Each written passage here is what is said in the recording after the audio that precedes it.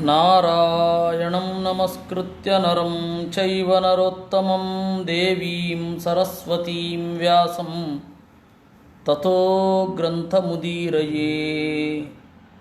M ಪ್ರವ್ರಜಂತಮನುಪೇತಮಪೇತಕೃತ್ಯಂ ದ್ವೈಪಾಯನೋ ವಿರಹಕಾತರ ಆಜುಹಾವ ಪುತ್ರಾ ಇತಿ ತನ್ಮಯತಯಾ ತರವೋಪಿ ನೇದುಃ ತಂ ಸರ್ವಭೂತಹೃದಯಂ ಮುನಿಮಾನತೋಸ್ಮಿ.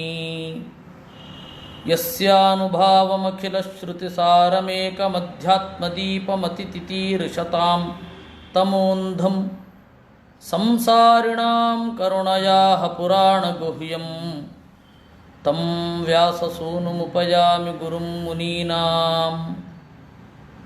ವಿಜಾನತಾಮವಿತ್ತಸ್ಯ ಮಧ್ವಸ್ಯ ಜಗತಿ ಗುರೋಃ ಪೂರ್ವಾಚಾರ್ಯಮಹಿಷ್ಠಾನಾಂ ಇಯಂ ಪ್ರಣತಿಮಾಲಿಕಾ. ಕೃಷ್ಣ ಒಂದು ಮಾತನ್ನು ಹೇಳಿದ. ಯಾವ ಪ್ರಶ್ನೆ ಮತ್ತು ಅದಕ್ಕೆ ಸಿಗುವ ಉತ್ತರ ಇದು ಯಾವುದೂ ಕೂಡ ನವೀನ ಅಲ್ಲ, ಆಧುನಿಕ ಅಲ್ಲ, ಎಲ್ಲವೂ ಪ್ರಾಚೀನವೇ ಅಂತ.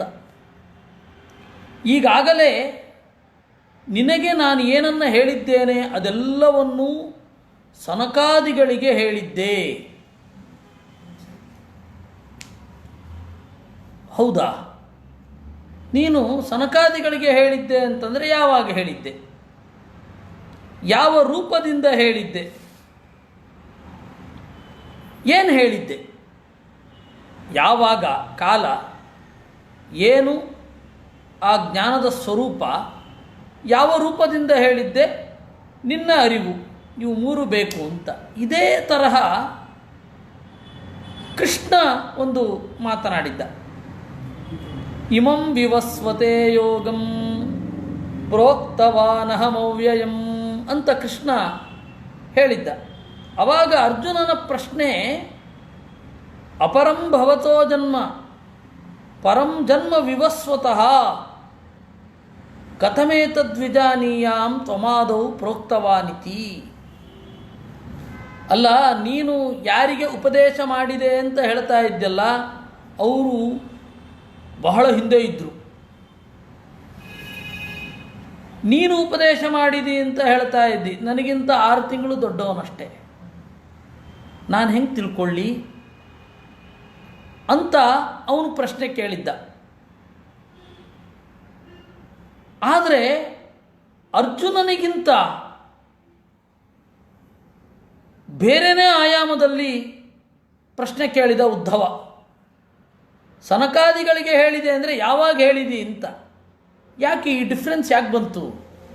ಉದ್ಧವ ಬೃಹಸ್ಪತಿಯ ಅವತಾರ, 10ನೇ ಕಕ್ಷೆ ಅಂತ ಇಟ್ಕೊಳ್ಳೋಣ.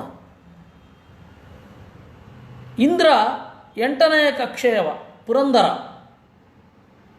ದೊಡ್ಡವನು ಚಿಕ್ಕವನಿಗಿಂತ ಅಪ್ರಬುದ್ಧವಾಗಿ ಪ್ರಶ್ನೆ ಮಾಡ್ತಾನೇನು? ನೋಡಿ, ಆ ಪ್ರಶ್ನೆಯಲ್ಲಿರೋ ವ್ಯತ್ಯಾಸ ನೋಡಿ. ಅವನು ಹೇಳ್ತಾನೆ ನನಗೆ ಹೆಂಗೆ ಗೊತ್ತಾಗಬೇಕು ಅಂತ ಅವನು ಕೇಳ್ತಾನೆ. ಇವನು ಅದ್ರ ಬಗ್ಗೆ ಡೌಟ್ ಅಲ್ಲ, ಏನು ಹೇಳಿದೆ, ಯಾವ ರೂಪದಿಂದ ಹೇಳಿದೆ ಅಂತ. ಅಂದರೆ ಕೃಷ್ಣ ಹೇಳಬೇಕಾದ ಅಗತ್ಯ ಇಲ್ಲ. ಏನಂತ? ಇಲ್ಲಪ್ಪ, ನೀನು ಈ ಮೊದಲು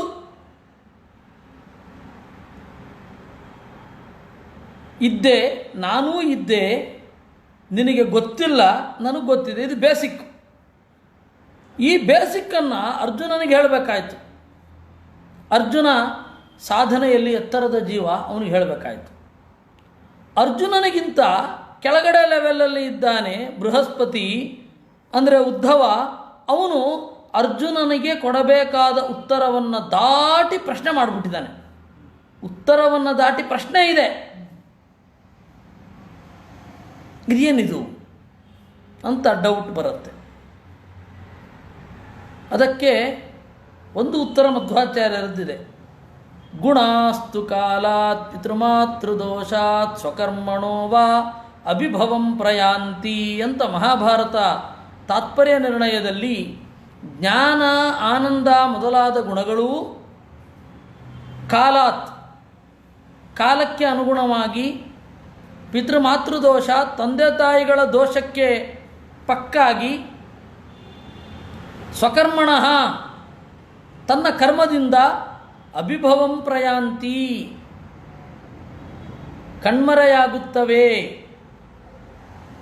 ಆ ರೀತಿ ಯಾರ ಸ್ವಭಾವ ಕಣ್ಮರೆಯಾಗೋದಿಲ್ಲ ಅಂದರೆ ದೇವರದ್ದು ಮಾತ್ರ, ಬೇರೆ ಯಾರ್ದೂ ಇಲ್ಲ.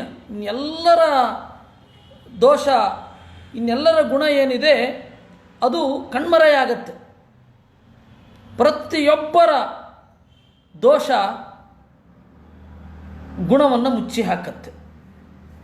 ಆದರೆ ದೇವರದ್ದು ಹಾಗಿಲ್ಲ, ದೇವರದ್ದು ಹಾಗಿಲ್ಲ ಅಂತ ಮಧ್ವಾಚಾರ್ಯರು ಹೇಳಿದ್ದಾರೆ. ಆ ದೋಷ ಮುಸುಕಿದಾಗ ಚಿಕ್ಕವರಿಗಿಂತ ದೊಡ್ಡವರು ಚಿಕ್ಕ ಪ್ರಶ್ನೆಗಳನ್ನು ಕೇಳ್ತಾರೆ. ಇದು ಒಂದು. ಎರಡನೆಯದ್ದು ನಾವು ನೋಡೋದಾದರೆ, ಉದ್ಧವನಿಗೆ 27 ವರ್ಷಗಳ ಮೊದಲು ಒಂದು ಉಪದೇಶ ಆಗಿದೆ. ಆದ್ದರಿಂದ ಆ ಸಂಸ್ಕಾರ ಚೆನ್ನಾಗಿದೆ. ಆ ಚೆನ್ನಾಗಿರುವ ಸಂಸ್ಕಾರದಿಂದ ಅವನೇನು ಮಾಡ್ತಾ ಇದ್ದಾನೆ, ಈಗ ಪ್ರಬುದ್ಧವಾದ ಪ್ರಶ್ನೆಗಳನ್ನು ಕೇಳ್ತಾ ಇದ್ದಾನೆ. ಸಂಸ್ಕಾರ ಕಾರಣ. ಹಾಗಾದ್ರೆ ಅರ್ಜುನನಿಗೆ ಸಂಸ್ಕಾರ ಇರಲಿಲ್ವಾ?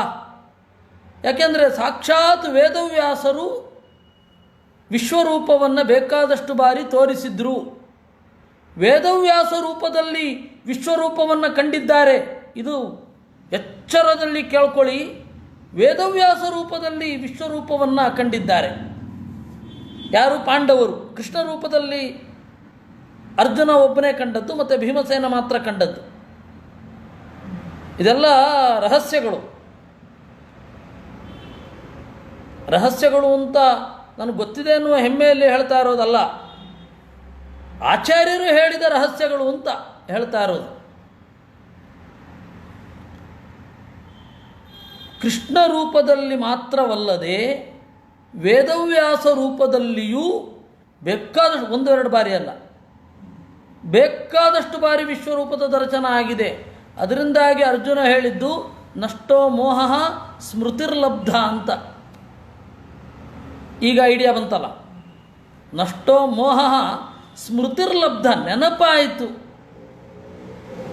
ಹೊಸ ವಿಷಯವನ್ನು ಕೇಳಿದವನೋ ನೆನಪಾಯಿತು ಅಂತಂದರೆ ಅಸಂಗತ. ಅದರಿಂದಾಗಿ ಮೊದಲು ಕೇಳಿದ್ದಾನೆ, ಎಲ್ಲಿ ಕೇಳಿದ್ದಾನೆ, ಹೀಗೆ ಕೇಳಿದ್ದಾನೆ. ಆ ಪರಿಸರ, ಅವನಿಗೆ ಅಸಂಸ್ಕಾರ ಇತ್ತು. ಆದರೆ ಆ ಸಂಸ್ಕಾರ ಪ್ರತಿಬಂಧಕವಾಗಿ ಬಂದ ಪರಿಸರ ಒಂದು ರೀತಿಯಲ್ಲಿ ಇಬ್ಬರಿಗೂ ಸಮಾನ. ಇಬ್ಬರು ತಮ್ಮ ಬಾಂಧವರ ಮರಣವನ್ನು ಎದುರು ನೋಡುತ್ತಾ ಇದ್ದಾರೆ. ಅರ್ಜುನ ಎದುರು ನೋಡ್ತಾ ಇಲ್ವಾ? ಉದ್ಧವ ಎದುರು ನೋಡ್ತಾ ಇಲ್ವಾ? ಎದುರು ನೋಡ್ತಾ ಇದ್ದಾನೆ. ಅರ್ಜುನ ಕೊಲ್ಲಬೇಕಾಗಿದೆ, ಉದ್ಧವ ಕೊಲ್ಲಬೇಕಾಗಿದೆ. ಇಷ್ಟು ವ್ಯತ್ಯಾಸ. ಅದರಿಂದಾಗಿ ಅರ್ಜುನನಿಗೆ ಇದ್ದ ಪರಿಸರ ಕಾಲುಷ್ಯ ಉದ್ಧವನಿಗಿಂತ ಜಾಸ್ತಿ. ಅದರಿಂದಾಗಿ ಅವನ ಪ್ರಶ್ನೆಗೆ ಅದು ಕಾರಣ. ಅದೊಂದಿದ್ದೇ ಇದೆ. ಈಗ ಹೇಳಿದ್ದು ಇದನ್ನು ಹೇಳಿದ್ದು ರಮೇಶ್ ಅವರು. ಇಲ್ಲಿ ಗೊತ್ತಾಗಬೇಕು ಅಂತ ರಮೇಶ್ ಅವರು ಯುದ್ಧರಂಗದಲ್ಲಿ ಇದ್ದ ಕಾಲುಷ್ಯ ಜಾಸ್ತಿ. ಯುದ್ಧರಂಗದಲ್ಲಿ ಇದ್ದ ಕಾಲುಷ್ಯ ಜಾಸ್ತಿ. ಇವನೇ ಕೊಲ್ಲಬೇಕಿದೆ ಎನ್ನುವ ಕಾಲುಷ್ಯ, ಆ ತರಹದ ಜವಾಬ್ದಾರಿ ಇವನು ಯುದ್ಧರಂಗದಲ್ಲೇನು ಕೂತ್ಕೊಂಡು ಕೇಳ್ತಾ ಇಲ್ಲ. ಆರಾಮವಾಗಿ ಏಕಾಂತದಲ್ಲಿ ಕೃಷ್ಣ ಪ್ರಾಯ ಸುಖಾಸನದಲ್ಲಿ ಕುಳಿತಿದ್ದ. ಉದ್ಧವನ ಸುತ್ತಮುತ್ತ ಯಾರೂ ಇರಲಿಲ್ಲ. ನಾನು ಕೊಲ್ಲಬೇಕು ಅನ್ನುವ ಅನಿವಾರ್ಯತೆಯೂ ಇರಲಿಲ್ಲ. ಅವರವರು ಹೊಡೆದಾಡಿಕೊಂಡು ಸಾಯ್ತಾರೆ. ಉದ್ಧವ ತಟಸ್ಥ ವೀಕ್ಷಕ ಮಾತ್ರ. ಆದರೂ ದುಃಖ ಆಗಿದೆ ಇವನಿಗೆ. ಅರ್ಜುನ ಕುರುಕ್ಷೇತ್ರ ಯುದ್ಧದಲ್ಲಿ ತಟಸ್ಥ ವೀಕ್ಷಕ ಅಲ್ಲ, ಅವನು ಆಕ್ಟಿವ್ ಆಗಿರಬೇಕು, ಕೊಲ್ಲಬೇಕು. ಅದರಿಂದಾಗಿ ಅರ್ಜುನನ ಪರಿಸರದ ಕಾಲುಷ್ಯಕ್ಕೆ ತಕ್ಕ ಪ್ರಶ್ನೆ, ಉದ್ಧವನ ಪರಿಸರದ ಕಾಲುಷ್ಯ ಅಷ್ಟಾಗಿ ಆಗಿಲ್ಲ. ಆದರೆ ಎರಡೂ ಕಡೆ ಸಂಸ್ಕಾರ ಇದೆ, ಅದನ್ನು ಗಮನದಲ್ಲಿ ಇಟ್ಕೊಳ್ಬೇಕು. ಆಮೇಲೆ ಇನ್ನೊಂದು ಹೇಳಿದ್ದಾರೆ, ಅರ್ಜುನನಿಗೆ ಗೊತ್ತಿದ್ದರೂ ಕೂಡ ಪ್ರಾಪ್ತ ಲೋಕೋಪಕಾರಾಯ ಪೃಚ್ಛತಿ ಅಂತ. ಅವನು ಎಲ್ಲವನ್ನ ಇದೇ ಪ್ರಶ್ನೆಗಳನ್ನು ಕೇಳ್ದ ಅಂತ, ಉದ್ಧವನಿಗಾಗಬೇಕಾದ್ರೆ ಇದೇ ಪ್ರಶ್ನೆ ಕೇಳ್ದ ಅಂತ ನಾವು ಚಿಂತನೆ ಮಾಡಬೇಕು. ಯಾಕೆ ಅಂತಂದರೆ ಅದು ಯುದ್ಧದ ಪ್ರಸಂಗ ಅಲ್ಲ. ಇದ್ದೇ ಪ್ರಶ್ನೆಯನ್ನು ಉದ್ಧವ ಕೇಳ್ತಾ ಇದ್ದಾನೆ ಬಿಡುವಾಗಿದ್ದಾಗ. ಏಕಾಂತದಲ್ಲಿ ಅಂದ್ಕೊಳ್ಳಿಕ್ಕೆ ಸಾಕಷ್ಟು ಕಾರಣ ಇದೆ. ಯುದ್ಧದ ಪ್ರಸಂಗದಲ್ಲಿ ಇದೆಲ್ಲವನ್ನು ಹೀಗೆ ಕೇಳಿದ್ದಾನೆ ಅಂತ ಇಲ್ಲ. ಆದರೆ ವೇದವ್ಯಾಸರು ಕೃಷ್ಣನ ಗದ್ಯದ ಮಾತುಗಳ ಹಿನ್ನೆಲೆಯಲ್ಲಿ ಅರ್ಜುನನ ಪ್ರಶ್ನೆಗಳನ್ನೂ, ಅರ್ಜುನನ ಮನಸ್ಸಿನ ಆಳದ ಪ್ರಶ್ನೆಗಳನ್ನು ತೆಗೆದು ಕೇಳಿದ್ದಾರೆ. ಈ ಹಿನ್ನೆಲೆಯಲ್ಲಿ ಇಷ್ಟು ವ್ಯತ್ಯಾಸವನ್ನು ಕಾಣತಕ್ಕದ್ದು. ಅದಕ್ಕೆ ಕೃಷ್ಣ ಹೇಳಿದ, ಪುತ್ರ ಹಿರಣ್ಯಗರ್ಭಸ್ಯ ಮಾನಸಾಸನಕಾದಯಃ ಪಪ್ರಚ್ಯುಪಿತರಂ ಸೂಕ್ಷ್ಮಂ ಯೋಗಸ್ಯೈಕಾಂತಿಕೀಂ ಗತಿಂ ಅಂದರು. ಹಿರಣ್ಯಗರ್ಭಸ್ಯ ಪುತ್ರಾಹ, ಬ್ರಹ್ಮದೇವರಿಗೆ ಹಿರಣ್ಯಗರ್ಭ ಅಂತ ಕರೀತಾರೆ. ಹಿರಣ್ಯ ಅಂದರೆ ಹಿತವೂ ರಮಣೀಯವೂ ಯಾವುದೋ ಅದು ಹಿರಣ್ಯ. ದೇವರನ್ನು ಹೊತ್ತಿದ್ದಾರೆ. ಅಲ್ಲ, ನಾವು ಯಾಕೆ ಹಿರಣ್ಯ ಗರ್ಭರಲ್ಲ, ನಮಗೂ ದೇವರಿಲ್ವೋ? ಆದರೆ ಗರ್ಭಿಣಿಯೊಬ್ಬಳಿಗೆ ನನ್ನ ಗರ್ಭವನ್ನು ಹೊತ್ತಿದ್ದೇನೆ ಅಂತನ್ನುವ ಅರಿವು ಯಾವಾಗಲೂ ಇರುತ್ತೆ.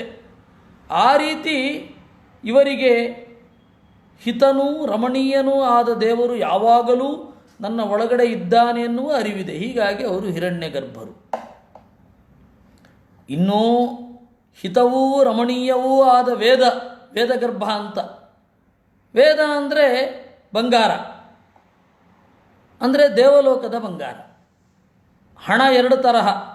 ಒಂದು ಮಾನುಷ ಹಣ, ಮನುಷ್ಯರ ಹಣ, ಭೂಮಿ, ಕಾಣಿ, ಲೋಹ ಇವೆಲ್ಲ ಮನುಷ್ಯರ ಹಣ. ಇನ್ನೊಂದು ದೇವತೆಗಳ ಹಣ, ವಿದ್ಯೆ ದೇವತೆಗಳ ಹಣ. ಈ ದೈವಿಕ ವಿತ್ತ ಮತ್ತು ಮಾನುಷ ವಿತ್ತದ ಎಕ್ಸ್ಚೇಂಜ್ ಇದು. ಈಗ ಗುರುಗಳಿಗೆ ನಾವು ಕಾಣಿಕೆಯನ್ನು ಕೊಡ್ತೇವೆ ಅಂತ ಹೇಳ್ತೇವೆ, ಅದು ಅವರು ನಮಗೆ ದೈವಿಕ ವಿತ್ತವನ್ನು ಕೊಡ್ತಾರೆ, ನಾವು ಅವರಿಗೆ ಮಾನುಷ ವಿತ್ತವನ್ನು ಕೊಡ್ತಾ ಇದ್ದೇವೆ ಅನ್ನುವ ಎಕ್ಸ್ಚೇಂಜ್ ಇದು. ಈ ಹಿನ್ನೆಲೆಯಲ್ಲಿ ಅರ್ಜುನ ಹೇಳಿದ್ದು, ಮಾನುಷ ವಿತ್ತ ಇತ್ತು ಅಂದರೆ ದೈವ ವಿತ್ತ ಸಿಗೋದೇನು ಕಷ್ಟ ಅಲ್ಲ, ಆದರೆ ಉಪಸತ್ತಿ ಬೇಕು ಅಷ್ಟೇ ಅಂತ. ಮಾನುಷ ಹಣದಿಂದ ಏನು ಮಾಡೋದು? ದೈವಿಕ ಹಣವನ್ನು ಗಳಿಸೋದು. ಅದಕ್ಕೆ ವಿಪುಲೇನ ಧನೇನವ ಅಂದರು. ಗುರು ಶುಶ್ರೂಷಯ ವಿದ್ಯಾ ವಿಪುಲೇನ ಧನೇನವಾ ಅಂತ ಹೇಳಿದ್ರು. ಹೀಗಾಗಿ ಹಿರಣ್ಯ ಅಂತಂದರೆ ಬಂಗಾರ, ಅಂದರೆ ದೇವಲೋಕದ ಬಂಗಾರ ವೇದ. ಆ ವೇದವನ್ನು ತನ್ನ ಹೊಟ್ಟೆಯೊಳಗಡೆ ಯಾವಾಗಲೂ ಇಟ್ಕೊಂಡಿರ್ತಾನೆ. ಆದ್ದರಿಂದಾಗಿ ಹಿರಣ್ಯ ಗರ್ಭ. ಈ ಹಿರಣ್ಯಗರ್ಭನ ಮಾನಸ ಪುತ್ರರು ಅಂದರೆ ಅವರು ಸರಸ್ವತಿಯಿಂದ ಬಂದಿದ್ದಲ್ಲ, ಈ ತರಹದವರು ಆಗಬೇಕು ಅಂತ ಸಂಕಲ್ಪ ಮಾಡಿದ ಟಕ್ಕ ಹುಟ್ಟಿದ್ರು. ಈ ಆಂಗ್ಲರಲ್ಲಿ ಒಂದು ಕಲ್ಪನೆ ಇದೆ, godfather, godmother, godson ಅಂತ ಹೇಳ್ತಾರೆ.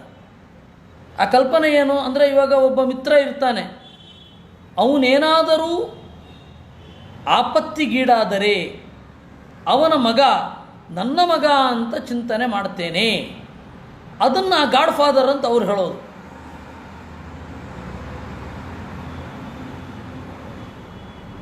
ಆ ತರಹ ನಾನು ಸಂಕಲ್ಪ ಮಾಡಿದ ಮೇಲೆ ಅವನು ನನ್ನ ಮಗ ಆಗಿದ್ದು. ಮಾನಸ ಪುತ್ರ ಅಂತಂದರೆ ಅದು ಉಂಟು, ಎಲ್ಲಿ ಭಾರತೀಯರಲ್ಲಿಯೂ ಉಂಟು. ಕೇವಲ ಗಾಡ್ ಸನ್ ಗಾಡ್ ಫಾದರ್ ಅನ್ನೋದು ಅವರಲ್ಲಿ ಮಾತ್ರ ಅಲ್ಲ, ನಮ್ಮಲ್ಲೂ ಉಂಟು. ನಮ್ಮಲ್ಲಿ ಏನು ಕೌಟುಂಬಿಕವಾದ ಜವಾಬ್ದಾರಿಗಳು ಸ್ಪಷ್ಟವಾದಾಗ ಭ್ರಾತೃಪುತ್ರ ಸ್ವಸ್ಯ ಪುತ್ರ ತಮ್ಮನ ಮಗ ತನ್ನ ಮಗ, ಅಣ್ಣನ ಮಗ ನನ್ನ ಮಗ. ಇದು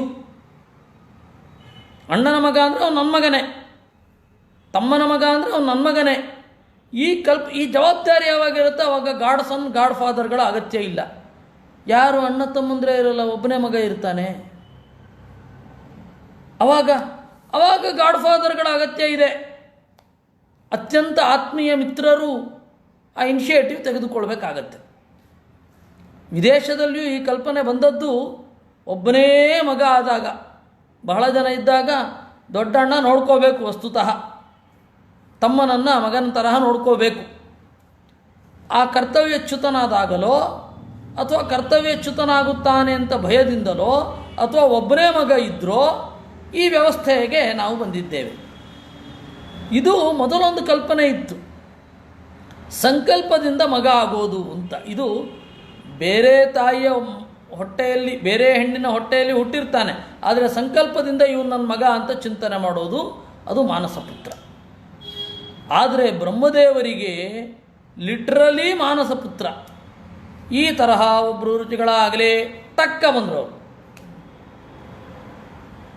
ಮಾನಸಪುತ್ರ ಅನ್ನೋದಕ್ಕೆ ಲೋಕದಲ್ಲಿ ಒಂದು ಮಾನಸಪುತ್ರರಿದ್ದಾರೆ, ಅದು ಬೇರೆ ತರಹ. ಇಲ್ಲಿ ಬೇರೆ ಮಾನಸಪುತ್ರರಿದ್ದಾರೆ, ಇಲ್ಲಿ ಬೇರೆ ತರಹ. ಇವರ ಮಾನಸಪುತ್ರರು ಬೇರೆ, ಬ್ರಹ್ಮದೇವರ ಮಾನಸಪುತ್ರರು ಬೇರೆ.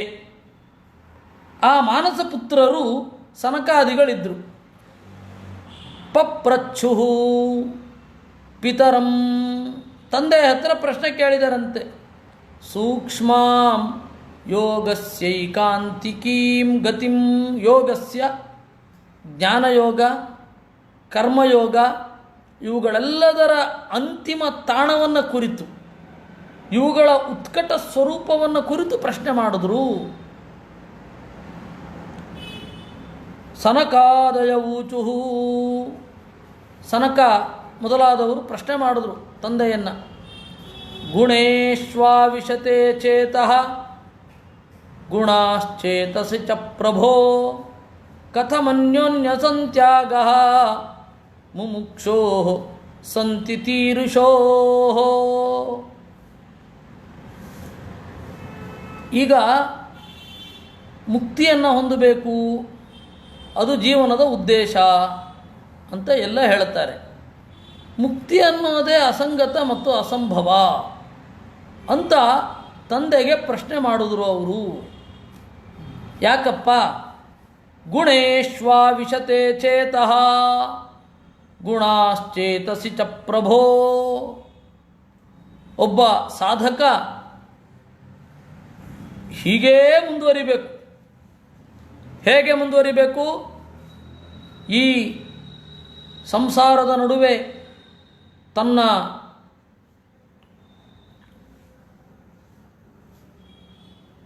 ಸುತ್ತಲಿರುವ ವಿಷಯಗಳನ್ನು ನೋಡ್ತಾನೇ ಮುಂದುವರಿಬೇಕು.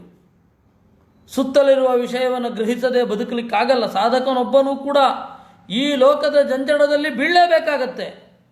ಈ ಲೋಕದ ಜಂಜಡದ ಮೂಲಕವೇ ಲೋಕದಾಚೆಯ ಸಂಗತಿಗೆ ದಾಟಬೇಕಾಗತ್ತೆ. ಅವನೇನು ಸೂಪರ್ ಮ್ಯಾನ್ ಥರ ಸುಂಯಂತ ಹಾರೋಟೋಗೋದಲ್ಲ. ಹರೀಶ್ ಅವ್ರ ಪ್ರಶ್ನೆ ಹೌದು, ಬ್ರಹ್ಮದೇವರು ಮಾನಸ ಪುತ್ರರೇ. ಹೊಕ್ಕಳಿನಿಂದ ಬಂದದ್ದು ಅಂದರೆ ಏನರ್ಥ? ಹೆಣ್ಣಿನ ಸಹಾಯ ಇಲ್ಲದೆ ಬಂದದ್ದು ಅಂತಲೇ ಅರ್ಥ. ಕರೆಕ್ಟ್. ಇನ್ನು ಇಲ್ಲಿಗೆ ಬರೋಣ. ಅವನು ಸುತ್ತಮುತ್ತಲಿನ ವಿಷಯದ ಸಂಗತಿಗಳನ್ನು ಅಬ್ಸಾರ್ಬ್ ಮಾಡಿಕೊಂಡು, ಈಗಿನ ಭಾಷೆಯಲ್ಲಿ ಹೇಳೋದಾದರೆ ಹೀರಿಕೊಂಡೇ ಮುನ್ನಡಿಬೇಕು. ಮನಸ್ಸು ಇಲ್ಲದೆ ಸಾಧನೆಯನ್ನು ಮಾಡಲಿಕ್ಕಾಗೋಲ್ಲ. ಹಾಗೆ ಮಾಡಬೇಕಾದಾಗ ಹೇಳ್ತಾರೆ, ಗುಣೇಶ್ವಾವಿಶತೆ ಚೇತಃ, ಮನಸ್ಸು ವಿಷಯ ಪದಾರ್ಥದಲ್ಲಿ ತೊಡಗಿರುತ್ತೆ. ನಾವು ಕಣ್ಣಿನ ಮೂಲಕ ನೋಡ್ತೇವೆ, ಗ್ರಹಿಸೋದು ಮನಸ್ಸು. ಹೌದಾ? ಮನಸ್ಸಿನ ಮೂಲೆಯಲ್ಲಿ ಸಂಸ್ಕಾರ ರೂಪವಾಗಿ ವಸ್ತು ಉಳಿಯುತ್ತೆ. ಅಂದರೆ ವಸ್ತುವೇ ಮನಸ್ಸಿನಲ್ಲಿ ಉಳಿದ ಹಾಗೆ. ಶಬ್ದ ಸ್ಪರ್ಶ ರೂಪ ರಸ ಗಂಧದಲ್ಲಿ ಮನಸ್ಸು ಹಾಸುಹೊಕ್ಕಾಗತ್ತೆ, ಮನಸ್ಸಿನಲ್ಲಿ ಶಬ್ದಸ್ಪರ್ಶ ರೂಪರಸಗಂಧಗಳು ಹಾಸುಹೊಕ್ಕಾಗ್ತದೆ. ಇದರಿಂದ ಮುಕ್ತಿ ಹೇಗೆ? ಇದು ಪ್ರಶ್ನೆ. ಇದನ್ನೇ ಈ ಗುಣೇಶ್ವಾವಿಶತೆ ಚೇತಃ ಅನ್ನೋದರ ನೇರ ಅನುವಾದ ಕನಕದಾಸರದ್ದು.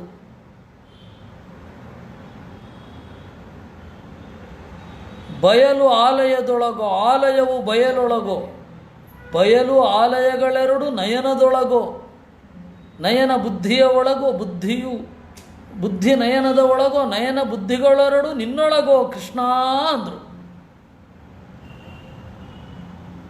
ಇದು ಸಂಸ್ಕಾರದ ವಿಚಿತ್ರ ಮಹತ್ವ.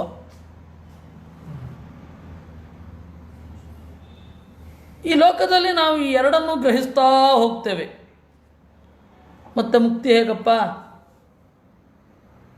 ಗುಣೇಶ್ವಾವಿಶತೆ ಚೇತಃ ಗುಣಾಶ್ಚೇತಸಿ ಚ ಪ್ರಭೋ ಕಥಮನ್ಯೋನ್ಯ ಸಂತ್ಯಾಗಃ ಮುಮುಕ್ಷೋ ಸಂತಿ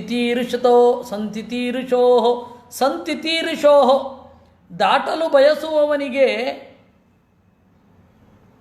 ಮನಸ್ಸು ಸಂಸ್ಕಾರಹೀನ ಆಗಬೇಕು.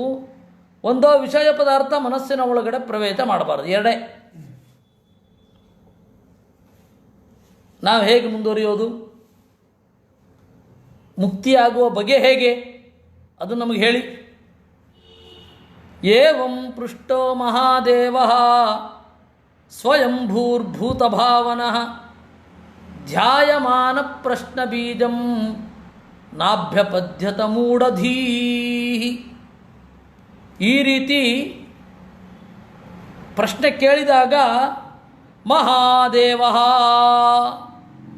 ದೇವತೆಗಳಲ್ಲಿ ಮಿಗಿಲಾದವ ಮಹಾದೇವ, ಸ್ವಯಂಭೂ, ಸ್ವಯಂ ಅಂದರೆ ದೇವರು, ದೇವರಿಂದ ಹುಟ್ಟಿದವ ಸ್ವಯಂಭೂ, ಭೂತಭಾವನಃ ಜೀವರ ಮತ್ತು ಪಂಚಭೂತಗಳ ಸೃಷ್ಟಿಗೆ ಕಾರಣ ಆದವ ಇವನು, ಧ್ಯಾಯಮಾನಃ ಪ್ರಶ್ನೆ ಕೇಳಿದ ಕೂಡಲೇ ಉತ್ತರ ಕೊಡಲಿಲ್ಲ, ಒಂದು ಸ್ವಲ್ಪ ಹೊತ್ತು ಯೋಚನೆ ಮಾಡಿದ ಅಂತೆ. ಏನು ಯೋಚನೆ ಮಾಡಿದ್ದು? ಪ್ರಶ್ನ ಬೀಜಂ, ಪ್ರಶ್ನೆ ಹೇಗೆ ಬಂತು ಅಂತ ವಿಚಾರ ಮಾಡೋದೇ. ಪ್ರಶ್ನೆ ಹೇಗೆ ಬಂತು ಅಂತ ವಿಚಾರ ಮಾಡಬೇಕು, ಪ್ರಶ್ನೆಗೆ ಉತ್ತರ ಕೊಡಬೇಕು ಗೊತ್ತಿದ್ದರೆ. ಪ್ರಶ್ನೆ ಬೀಜವನ್ನೇನ್ರಿ ಚಿಂತನೆ ಮಾಡೋದು? ಆಮೇಲೆ ಎಷ್ಟೆಲ್ಲ ಬಿಲ್ಡಪ್ ಕೊಟ್ಟಿದ್ದು. ಸ್ವಯಂಭೂ, ಈಗಿನ ಭಾಷೆಯಲ್ಲಿ ಬಿಲ್ಡಪ್. ಸ್ವಯಂಭೂ ದೇವರ ನೇರ ಮಗ, ಭೂತಭಾವನಃ ಪಂಚಭೂತಗಳನ್ನು ಸೃಷ್ಟಿ ಮಾಡಿದವ,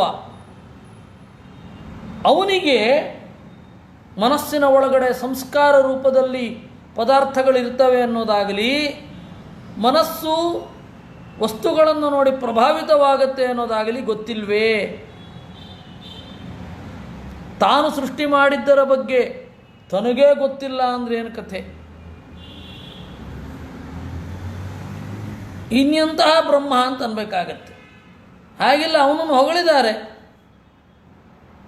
ನನಗೆ ಒಬ್ಬರು ಅವಧೂತರು ಅಂತ ಹೇಳಿಕೊಂಡವ್ರೊಬ್ಬರು ಪರಿಚಯ. ನಾನು ಪಾರ್ವತಿ ಅಂತ ಹೇಳಿಕೊಂಡು ಸೀರೆ ಉಟ್ಕೊಂಡು ಬಂದ್ಬಿಡ್ತಾ ಇದ್ರು ಅವರು. ಅವರು ಗಣಪತಿಯ ವಿಗ್ರಹವನ್ನು ಮಾಡಿದ್ರು.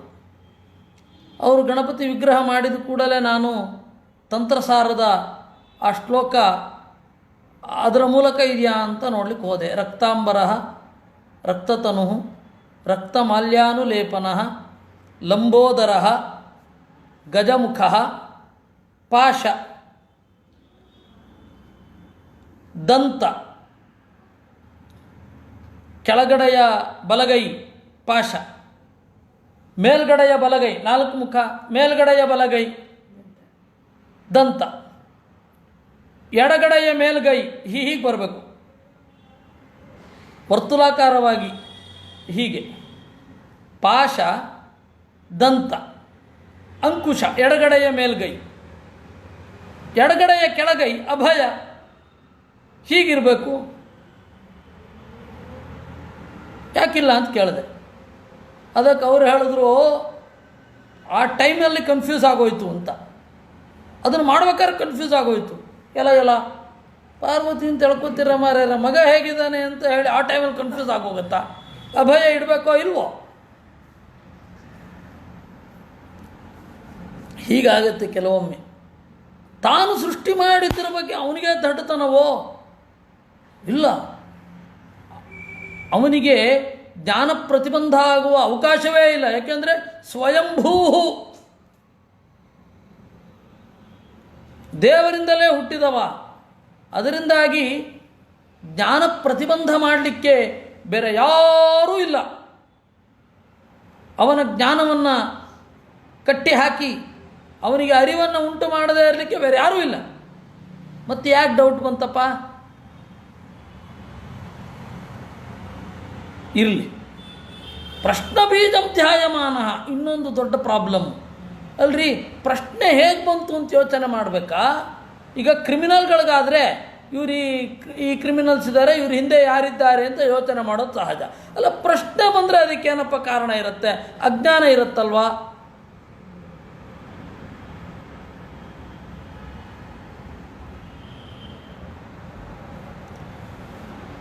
ಸ್ವಯಂಭೂ ಅಂತನ್ನೋದು ಯಾರಿಂದಲೂ ಹುಟ್ಟದವ ಅಂತ ಮಾಡಲಿಕ್ಕೆ ಬರಲ್ಲ.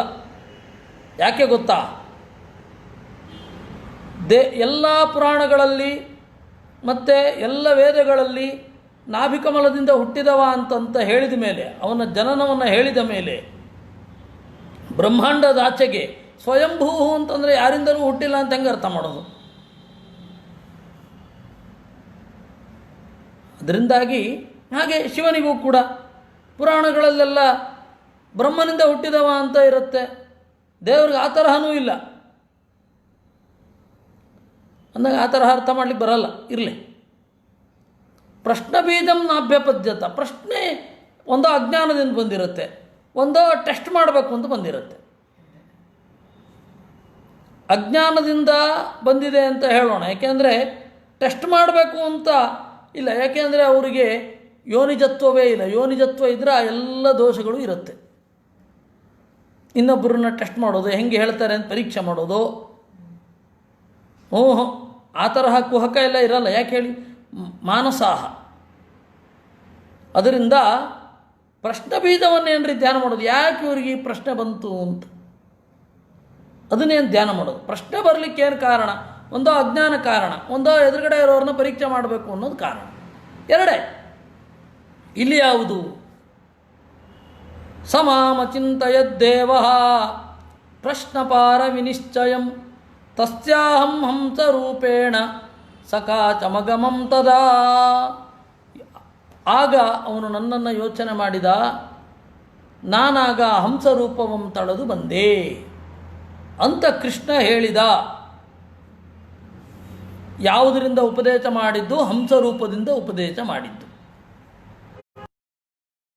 ಮಾಡಿದ್ದು ಸನಕಾದಿಗಳು ಬ್ರಹ್ಮದೇವರಿಗೆ ಪ್ರಶ್ನೆ ಮಾಡಿದಾಗ ಉಪದೇಶ ಮಾಡಿದ್ದು. ನಾನಾಗ ಬಂದೆ ಅಂತ ಹೇಳಿದ್ರಿಂದಾಗಿ ಏನು ಉಪದೇಶ ಮಾಡಿದ್ದು ಮುಂದೆ ಹೇಳ್ತಾನೆ. ಅಲ್ಲಿಗೆ ಹೋಗುವ ಮೊದಲು ಸ್ವಲ್ಪ ವಾಪಸ್ ಬರೋಣ. ಯಾಕೆಂದರೆ ಆಚಾರ್ಯರು ಇದಕ್ಕೆ ಸ್ವಲ್ಪ ವಿಸ್ತಾರವಾದ ವ್ಯಾಖ್ಯಾನವನ್ನು ಬರೆದಿದ್ದಾರೆ. ಪ್ರಶ್ನ ಬೀಜ ಅಂದರೆ ಪರಿಹಾರ ಅಂತ ಅರ್ಥ. ಪ್ರಶ್ನ ಬೀಜ ಅಂದರೆ ಪರಿಹಾರ, ಉತ್ತರ ಅಂತ ಅರ್ಥ. ಯಾಕೆಂದರೆ ಪ್ರಶ್ನವೆಂಬ ಬೀಜದಲ್ಲಲ್ವಾ ಉತ್ತರ ಅನ್ನುವ ಅಂಕುರ ಮೊಳೆಯೋದು. ಪ್ರಶ್ನ ಬೀಜ ಅಂದರೆ ಪ್ರಶ್ನಸ್ಯ ಬೀಜಂ ಅಂತ ಅರ್ಥ ಮಾಡ್ಕೋಬೇಡಿ ಅಂದರು ಆಚಾರ್ಯರು. ಯಾಕೆಂದರೆ ನಾವು ಪ್ರಾಥಮಿಕ ಸಂಸ್ಕೃತ ಓದಿದವರು ಹಾಗೆ ಅರ್ಥ ಮಾಡ್ಕೋತೇವೆ. ಆಚಾರ್ಯ ಗೊತ್ತು ಇವ್ರ ಲೆವೆಲ್ ಏನು ಅಂತ, ಅದಕ್ಕೆ ಅಲ್ಲಿ ಮಾತ್ರ ವ್ಯಾಖ್ಯಾನ ಬರೆದರು. ಪ್ರಶ್ನ ಬೀಜಂ ಅಸ್ಯ ಇತಿ ಪ್ರಶ್ನ ಬೀಜಂ ಪರಿಹಾರಂ. ಸಂಸ್ಕೃತದಲ್ಲಿ ಬಹುವ್ರೀಹಿ ಅಂತ ಒಂದು ಕಾನ್ಸೆಪ್ಟ್ ಇದೆ, ಸಮಾಸ. ಆಂಗ್ಲದಲ್ಲಿ ಸಮಾಸ ಇಲ್ಲ. ಪೋಸ್ಟರ್ನುಮ್ ಅಂತ ಕರೀತಾರೆ ಅದನ್ನು. ಆದರೆ ಅದು ಎರಡು ಪದಗಳನ್ನು ಒಟ್ಟಿಗೆ ಮಾಡಿ ಹೇಳ್ತಾರೆ. ಇವಾಗ ಒಬ್ಬ ತಡವಾಗಿ ಎದ್ದ ಎಷ್ಟು ಗಂಟೆ ಅಂದರೆ 11 ಗಂಟೆ ಆಗೋಗಿತ್ತು. ಸ್ನಾನಾದಿಗಳನ್ನು ತೀರಿಸಿ ಊಟ ಒಟ್ಟಿಗೆ ಮಾಡಿದ, ಅಥವಾ ಮಡಿವಂತರು ಒಟ್ಟಿಗೆ ಊಟ ಮಾಡಿದ್ರು, ಮುಂದೆ ತಿಳಿಸ್ತಾರೆ. ಒಟ್ಟಿಗೆ ಊಟ ಮಾಡಿದ್ರು, ಆಗ ಲಂಚು ಮತ್ತು ಬ್ರೇಕ್ಫಾಸ್ಟ್ ಒಟ್ಟಿಗೆ ಆಗೋಯ್ತು, ಆಗ ಬ್ರಂಚ್ ಆಗೋಯ್ತು. ಆ ತರಹ ಉಂಟಷ್ಟೇ ವಿನಃ ಟೊಮೆಟೊ ಮತ್ತು ಪೊಟ್ಯಾಟೊ ಎರಡನ್ನೂ ಒಟ್ಟಿಗೆ ಬೆಳೆದ್ರು, ಪೊಟೊಮ್ಯಾಟೊ ಆಯಿತು. ಹಾಗೆ ಇದೆ ಅಷ್ಟೇ ವಿನಃ ಸಮಾಸ ಅನ್ನುವ ಕಲ್ಪನೆ ಇಲ್ಲ. ಕನ್ನಡದಲ್ಲಿಲ್ವೋ? ಇದೆ, ಅದರ ಐಡಿಯಾ ಇಲ್ಲ. ಮಹಾಶಯ ಅನ್ನೋದು ಬಹುರೀಹಿ ಸಮಾಸ. ಆಶಯ ಅಂದರೆ ಅಂತಃಕರಣ, ಮಹಾನ್ ಅಂತಂದರೆ ಬಹಳ ದೊಡ್ಡ ಅಂತಃಕರಣ ಇರುವವ ಮಹಾಶಯ. ಆದರೆ ಇವತ್ತು ಮಹಾಶಯ ಅನ್ನೋದು ವ್ಯಂಗ್ಯಾರ್ಥದಲ್ಲೇ ಬಳಸ್ಬಿಡ್ತಾ ಇದ್ದಾರೆ. ಮಹಾಶಯ ಅನ್ನೋದು ವ್ಯಂಗ್ಯಾರ್ಥದಲ್ಲೇ ಬಳಸ್ತಾ ಇದ್ದಾರೆ. ಅದು ನಿಜವಾದ ಅರ್ಥದಲ್ಲಿ ತಿಳ್ಕೊಂಡಿರ್ಬೇಕು ನಾವು. ಇರಲಿ.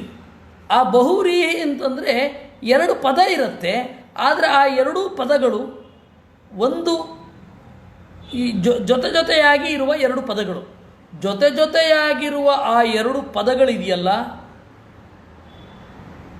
ಆ ಜೊತೆಯಾಗಿರುವ ಎರಡು ಪದಗಳು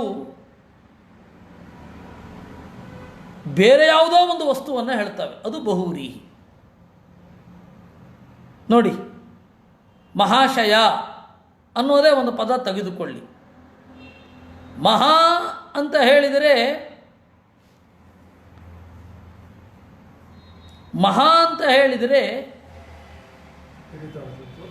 ದೊಡ್ಡ ಅನ್ನೋದು ಆ ವ್ಯಕ್ತಿಯನ್ನು ನೇರವಾಗಿ ಹೇಳೋಲ್ಲ. ಆಶಯ ಅಂದರೆ ಅಂತಃಕರಣ, ಆ ಶಬ್ದವೂ ಅವನನ್ನು ಹೇಳಲ್ಲ. ಮಹಾಶಯ ಅಂತನ್ನೋದು ಎರಡೂ ಒಟ್ಟಿಗೆ ಇನ್ನೇನೋ ಒಂದನ್ನು ಆ ವ್ಯಕ್ತಿಯನ್ನು ಹೇಳುತ್ತೆ. ಆ ಮೇಲು ನೋಟದ ಪದಗಳು ತಮ್ಮ ಅರ್ಥವನ್ನು ಹೇಳದೆ ಬೇರೆ ಪದದ ಅರ್ಥವನ್ನು ತಾವು ಹೇಳ್ತವೆ, ಅದು ಬಹುವ್ರೀಹಿ. ಇನ್ನು ಪರಿಮಳ ಅವರದು ಇಂಗ್ಲೀಷ್ ಸಮಾಸವನ್ನು ಹೊಂದಿಲ್ಲ ಅಂತ ಹೇಳ್ತಾ ಇಲ್ಲ. ಆ ಸಮಾಸ ಅಂತನ್ನೋದು ವಾಕ್ಯ, ಒಂದು ದೊಡ್ಡ ವಾಕ್ಯವನ್ನು ಸಂಕ್ಷೇಪವಾಗಿ ಹೇಳಲಿಕ್ಕೆ ಹೊರಟಿಲ್ಲ. ಬಹುವ್ರೀಹಿ ಮೊದಲಾದ ಸಮಾಸ ಪ್ರಭೇದಗಳಿಲ್ಲ ಅಂತ. ಹಂಚ್ ಬ್ಯಾಕ್ ಅಂತನ್ನೋದು, ಬ್ಯಾಕ್ ಬೋಂಡ್ ಅಂತನ್ನೋದು, ಇವುಗಳೆಲ್ಲವೂ ಕೂಡ ಸಮಾಸವೇ. ಆದರೆ ಸಂಸ್ಕೃತದಲ್ಲಿರುವಷ್ಟು ಸ್ಪಷ್ಟ ಸಮಾಸಗಳಾಗಿ ಇದು ಇಲ್ಲ ಅನ್ನೋದಷ್ಟೇ. ತತ್ಪುರುಷ ಸಮಾಸ ಇದರಲ್ಲಿಯೂ ಇದೆ. ಮೈ ಫಾದರ್ ಹೌಸ್ ಅಂತ ಹೇಳಿದ್ರೆ ಅಲ್ಲಿ ಎಸ್ ಬಿಟ್ಟರೂ ಕೂಡ ಅಲ್ಲಿ ಫಾದರ್ಸ್ ಅಂತಾನೆ. ಆ ತರಹದ್ದು ತತ್ಪುರುಷ ಸಮಾಸ ಇದೆ. ಆದರೆ ಬಹುವ್ರೀಹಿ, ದ್ವಿಗು, ಸಮಾಹಾರ ದ್ವಂದ್ವ ಈ ತರಹದ ಸಮಾಸಗಳ ವ್ಯಾಪ್ತಿ ಇಲ್ಲ. ಮತ್ತು ಇರುವ ಪುಟ್ಟ ಪದದಲ್ಲಿ ವ್ಯಾಪ್ತಿ. ಇವಾಗ ನೋಡಿ, ಗೋಷ್ಠಿ ಅಂತ ಇದೆ. ಅವರು ವಿಚಾರಗೋಷ್ಠಿಯನ್ನು ನಡೆಸಿದರು. ಗಾವಹ ಅಂದರೆ ಮಾತುಗಳು, ಅತ್ರ ತಿಷ್ಠಂತಿ, ಮಾತುಗಳು ಇಲ್ಲಿ ಇರುತ್ತವೆ, ಆದ್ದರಿಂದಾಗಿ ಗೋಷ್ಠಿ. ಇಲ್ಲ ಅಂದರೆ ಮಾತಿನ ಸಮ್ಮೇಳನಕ್ಕೆ ಗೋಷ್ಠಿ ಅಂತ ಯಾಕೆ ಕರಿಬೇಕು? ಇದೇ ಅರ್ಥ. ಇರಲಿ, ಗೋಚರ ಅಂತ ಹೇಳ್ತೇವೆ. ಗೋ ಅಂತಂದರೆ ಕಣ್ಣು, ಕಣ್ಣಿಗೆ ಚರ ವಿಷಯ ಗೋಚರ. ಹೀಗೆ ಈ ಪುಟ್ಟ ಪದಗಳಲ್ಲಿಯೂ ಕೂಡ ವಿಗ್ರಹ ಎಟಿಮಾಲಜಿ ಅಲ್ಲಿ ಇಲ್ಲ. ಹಾಗರ್ಥ. ಸಮಾಸವೇ ಇಲ್ಲದ ಜಗತ್ತಿನಲ್ಲಿ ಯಾವ ಭಾಷೆಯೂ ಇಲ್ಲ. ಸಮಾಸ ಇಲ್ಲ ಅಂದರೆ ಏನರ್ಥ? ಬಹಳ ತೀವ್ರತರ ಗತಿಯಲ್ಲಿ ಇಲ್ಲ. ಅವರೇನು ಮಾಡಲ್ಲ ಅಂದರೆ ಉಸಿರಾಡಲ್ಲ ಅಂತ ಅರ್ಥ ಅಲ್ಲ. ಏನು ಮಾಡಲ್ಲ ಅಂತಂದರೆ ಮಹತ್ವದ್ದೆನಿಸುವಂತಹ ಏನು ಮಾಡೋಲ್ಲ ಅಂತ ಅರ್ಥ. ಹಾಗೆ ತಥಾಚ ಪ್ರಶ್ನ ಬೀಜ ಅಂದರೆ ಹಾಗೆ. ಪ್ರಶ್ನವೇ ಬೀಜವಾಗಿ ಯಾವುದು ಹೊಂದಿದೆಯೋ, ಪ್ರಶ್ನವನ್ನೇ ಬೀಜವಾಗಿ ಯಾವುದು ಹೊಂದಿದೆಯೋ ಅದು ಪ್ರಶ್ನ ಬೀಜ ಅಂದರೆ ಪರಿಹಾರ. ಉತ್ತರ ಯಾವಾಗ ಬರೋದು? ಪ್ರಶ್ನೆ ಬಂದಾಗಲ್ವಾ? ಅದಕ್ಕೆ ವೇದವ್ಯಾಸರು ಚಮತ್ಕಾರ ಮಾಡಿದ್ರು. ಪ್ರಶ್ನೆ ಬೀಜಂ ಅಂದರು. ನಮಗೆ ಗೊತ್ತಾಗಲಿಲ್ಲ. ಆ ಬೀಜವನ್ನು ಒಡೆದು ಆಚಾರ್ಯರು ಹೇಳೋದು, ಪ್ರಶ್ನ ಬೀಜಂ ಅಸ್ಯ. ಇನ್ನು ಗುಣಾನಾಂ ಚೇತಸಶ್ಚ ಕರ್ಮ ಕಾರಣಮಿತಿ ಮನ್ವಾನಃ ಕರ್ಮಧೀಹಿ. ಬ್ರಹ್ಮದೇವ್ರಿಗೆ ಗೊತ್ತಾಗಲಿಲ್ಲ. ಯಾಕೆ? ಜ್ಞಾನ ಅವ್ರ ಕೆಲಸವೇ ಅಲ್ಲ. ಯಾಕೆಂದರೆ ಕರ್ಮಧೀಹಿ, ಕರ್ಮದಲ್ಲೇ ಅವ್ರ ಬುದ್ಧಿ ಇತ್ತು ಅಂತ ನಾವು ಅರ್ಥ ಮಾಡ್ಕೊಂಡ್ಬಿಟ್ಟಿರ್ತೀವಿ. ಕರ್ಮದಲ್ಲಿ ಬುದ್ಧಿ ಇತ್ತು ಅಂತ ಅರ್ಥ ಅಲ್ಲ. ನಮ್ಮ ಮನಸ್ಸು ಯಾವ ಯಾವ ವಸ್ತುವನ್ನು ಯಾವ ಯಾವ ರೀತಿ ಗ್ರಹಿಸುತ್ತೆ ಅನ್ನೋದು ನಮ್ಮ ಪೂರ್ವಕರ್ಮ ಕಾರಣ.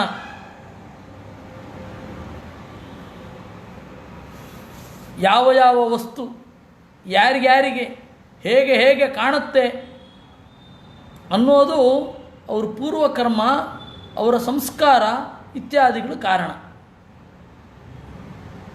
ಕೆಂಪು ಬಣ್ಣ ನೋಡಿದಾಗ ಬರೇ ರಕ್ತ ಕಾಣುತ್ತೆ ಅಂತನ್ನೋರಿಗೇನು ಹೇಳಬೇಕು ನಾವು? ಬೀಟ್ರೂಟು ತಿನ್ನಬಾರದು, ಕೆಂಪು ಬಣ್ಣ ಇದೆ. ಏನಾಗೋದು? ನಿಮ್ಮ ಸಂಸ್ಕಾರ ಯಾವುದು ಅಂತ ಕೇಳಬೇಕು. ಅಲ್ಲ, ತಿನ್ನಬೇಕು ಅಂತ ನಾನು ಹೇಳ್ತಾ ಇರೋದಲ್ಲ, ಇದೊಂದು ಉದಾಹರಣೆ ಅಷ್ಟೇ. ಈ ತರಹ ನಮಗೆ ಯಾಕದು ನೆನಪಾಗಬೇಕು? ನಾವು ಹೊರಗಡೆ ಹೋಗಿ ಬಂದಿರ್ತೇವೆ. ಹೊರಗಡೆ ನಮಗೆ ಬಸ್ಸಿನಲ್ಲಿ ಸಿಗಬಹುದಾದ ಜನರು ಏನೇನೆಲ್ಲ ಮಾಡಿರ್ತಾರೆ ಅಂತ ನಾವ್ಯಾಕೆ ಯೋಚನೆ ಮಾಡಬೇಕ್ರಿ? ಮನಸ್ಸು ಕೊಳಕಾಗೋದು ಹಾಗಲ್ವ? ನೀವು ಸ್ನಾನ ಮಾಡಿ ಏನಡ್ಡಿ ಇಲ್ಲ. ಕೆಲವರು ಹಾಗೆ, ಅಯ್ಯೋ ಅಲ್ಲಿಗೆ ಹೋಗಿ ಬಂದಿರ್ತೀವಿ, ಏನೇನಿರುತ್ತೋ ಏನೋ, ಏನೇನು ಮಾಡ್ಕೊಂಡು ಬಂದಿರ್ತಾರೋ ಏನೋ. ನೀವ್ಯಾಕೆ ಯೋಚನೆ ಮಾಡಬೇಕದನ್ನು?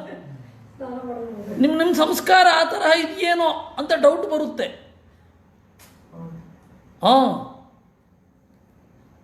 ಅದರಿಂದಾಗಿ ನಮ್ಮ ಮನಸ್ಸು ವಸ್ತುವನ್ನು ಗ್ರಹಿಸುವಾಗ ಯಾವ ಯಾವ ವಸ್ತುಗಳು ನಮ್ಮ ಮನಸ್ಸಿನಲ್ಲಿ ಪರಿಣಾಮ ಬೀರುತ್ತೆ, ಇದಕ್ಕೇನು ಕಾರಣ? ಕರ್ಮ ಕಾರಣ ಅಂತ ಮನಸ್ಸಿನಲ್ಲಿ ಬ್ರಹ್ಮದೇವರು ಅಂದುಕೊಂಡ್ರು. ಅದು ಕರ್ಮಧೀಹಿ. ನಾವೇನು ಅರ್ಥ ಮಾಡ್ಕೊಂಡ್ಬಿಟ್ಟಿದ್ವಿ, ಬ್ರಹ್ಮದೇವರು ಬರೇ ಕರ್ಮಠರು, ಅದಕ್ಕೆ ಪ್ರಶ್ನೆ ಕೇಳಿದ್ರೆ ಗೊತ್ತಾಗಲಿಲ್ಲ ಅವರಿಗೆ ಅಂತ ಅರ್ಥ ಮಾಡ್ಕೊಂಡ್ಬಿಡ್ತಾ ಇದ್ವಿ. ಆ ಆಪತ್ತನ್ನು ಮಧ್ವಾಚಾರ್ಯರು ತಪ್ಪಿಸಿದರು. ತಪ್ಪು ತಿಳ್ಕೊಳ್ಬೇಡಿ. ಕರ್ಮಧೀಹಿ ಅಂದ್ರೇನು? ಗುಣಾನಾಂ ಚೇತಸಶ್ಚ ಕರ್ಮ ಕಾರಣಂ ಇತಿ ಮನ್ವಾನಃ ಕರ್ಮಧೀಹಿ. ಕರ್ಮ ಇತಿ ಧೀಹಿ ಅಂತ, ಕರ್ಮಣಿ ಧೀಹಿ ಅಲ್ಲ. ಕರ್ಮಣಿ ಧೀಹಿ ಅಂದ್ರೇನು? ಕರ್ಮದಲ್ಲೇ ಬುದ್ಧಿ. ಕರ್ಮ ಹೇಗೆ ಮಾಡೋದು ಅನ್ನುವ ಬುದ್ಧಿ ಇರುವವರನ್ನು ಕರ್ಮಧೀಹಿ ಅಂತ ಸಾಮಾನ್ಯವಾಗಿ ಕರೀತಾರೆ.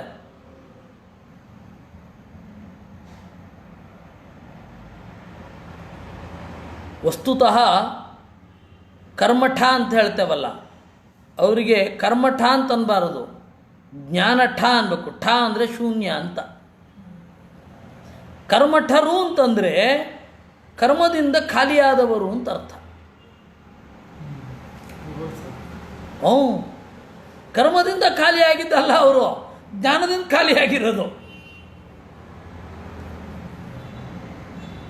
ಇರಲಿ, ಅದು ಒಂದು ತಮಾಷೆಯನ್ನು ನಾನು ಒಗೆದದ್ದು. ಕರ್ಮಠ ಅಂತನ್ನೋದಕ್ಕೆ ಅವರು ಜ್ಞಾನ ಮಾರ್ಗದಲ್ಲಿ ಹೆಚ್ಚು ಗತಿ ಇಲ್ಲ ಅನ್ನುವ ಅರ್ಥದಲ್ಲೇ. ಕರ್ಮಣ ಜ್ಞಾನಠ, ಕರ್ಮದಿಂದ ಜ್ಞಾನದಲ್ಲಿ ಖಾಲಿಯಾದವರು ಅಂತಲೇ ಅರ್ಥ. ಆ ಕರ್ಮಠ ಅನ್ನುವ ಅರ್ಥವನ್ನು ಕರ್ಮಧೀಹಿ ಎನ್ನುವಲ್ಲಿ ಇಟ್ಕೊಳ್ಬೇಡಿ. ಅವ್ರ ಪ್ರಶ್ನೆ ಕೇಳಿದ ಕೂಡಲೇ ಹೌದು, ವಿಷಯ ಪದಾರ್ಥಗಳಿಗೂ ಮನಸ್ಸಿಗೂ ಕರ್ಮ ಕಾರಣ. ನೆನ್ನೆ ಒಂದು ಕಡೆ ಹೇಳಿದೆ ಅಂತ ಕಾಣುತ್ತೆ, ನೆನ್ನೆಯೋ ಮೊನ್ನೆಯೋ.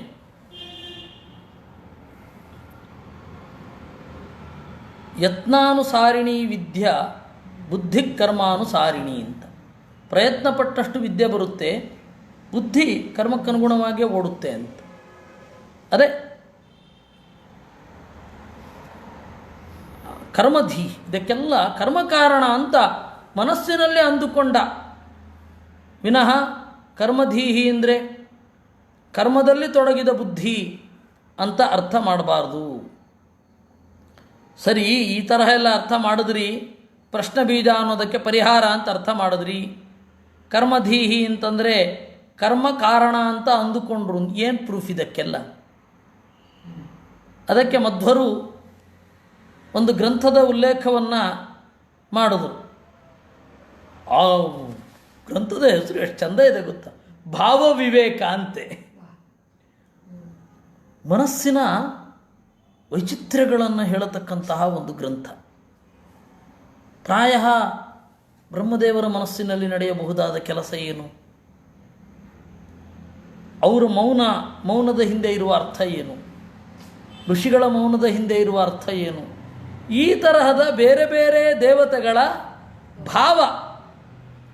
ಮನೋಭಾವದ ಗ್ರಂಥ ಎಕ್ಸ್ಪ್ಲನೇಷನ್ ಇರಬೇಕು. ಭಾವ ವಿವೇಕ ಅಂತ.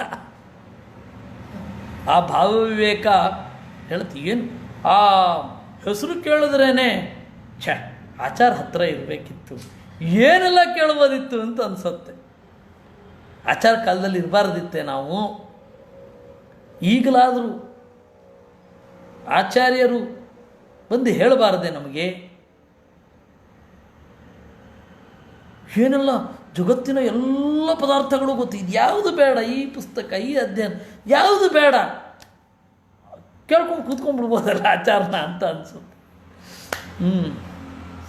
ಆ ಯೋಗ್ಯತೆ ಅವರೇ ಕೊಡಬೇಕು, ಅವರೇ ಆ ಸಾಧನೆಯನ್ನು ಮಾಡಿಸಬೇಕು. ಸೊಗಸು ಮಾತ್ರ.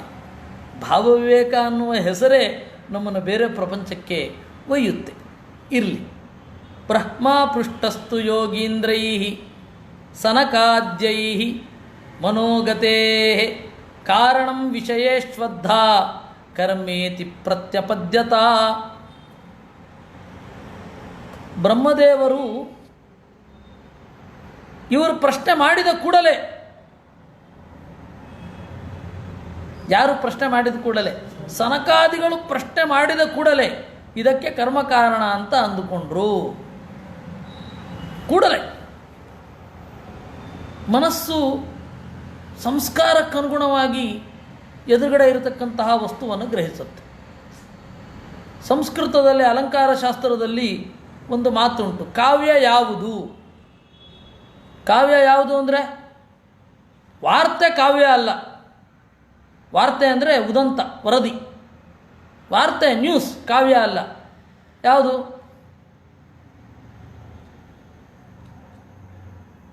ಅಸ್ತಂ ಯಾತಿ ಸೂರ್ಯೋಯಂ, ಸೂರ್ಯ ಅಸ್ತಮಯ ಆಗ್ತಾ ಇದ್ದಾನೆ. ಉದೇತೀಂದುಹು, ಚಂದ್ರ ಉದಯಿಸ್ತಾ ಇದ್ದಾನೆ. ಇವುಗಳೆಲ್ಲ ಉದಂತ.